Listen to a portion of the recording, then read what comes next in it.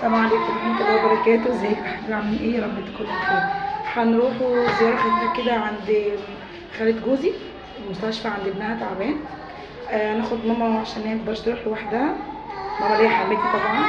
هنروح نزوروها ونشوف ابنها اخباره ايه وكده، ونطمن عليها ونشوفها ونرجع.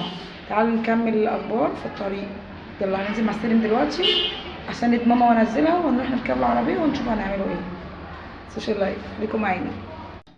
ركبنا العربية ورايحين اهو في الطريق. محجوز في جامعة طنطا في الصدر. ادعي له ربنا يشفيه يا رب ويعفي عنه ويصبر اهله على الدوخة وان هما في الشارع، عشان هو في العناية في الصدر. هنروح نصوره بقى هناك، هنشوف هنوصله ازاي. نطمنوا عليه ونرجعوا تاني. هنروح بقى ندوروا على القسم الصدر عشان مش لاقيين. احنا وصلنا الجامعة وهنشوف فين ونوصل. خليكم معانا. يلا يا ماما. وصلنا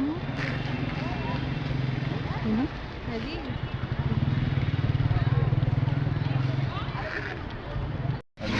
خلاص وصلنا بسلامة. كانوا روحوا. نروح عند حمو.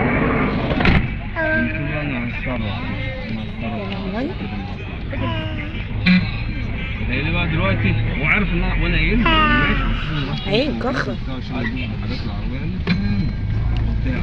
وصلنا بالسلامة الحمد لله البيت. هناكل لقمة على السريع كده عشان حماتي كانتش طول النهار حاجة، و نكمل الفيديو لو حماتي عايزة تقول حاجة. وخليكم معايا بعد ما ناكل الأول ونرتاح ونصلوا ونرجع لكم تاني. خليكم معايا. وكده يبقى انتهى الفيديو. احنا عملنا محشي، طبعا حماتي ساعدتني فيه عشان نعمله بسرعة، وكمان عشان انا بحبه من ايديها. فدعموني واعملوا لايك واشتراك، ولو عايزه كومنتات حلوه تشجعني، ولو في حاجه مش كويسه قولولي. وهتوحشونا قوي، وان شاء الله فيديو جديد مع بعض. السلام عليكم ورحمه الله.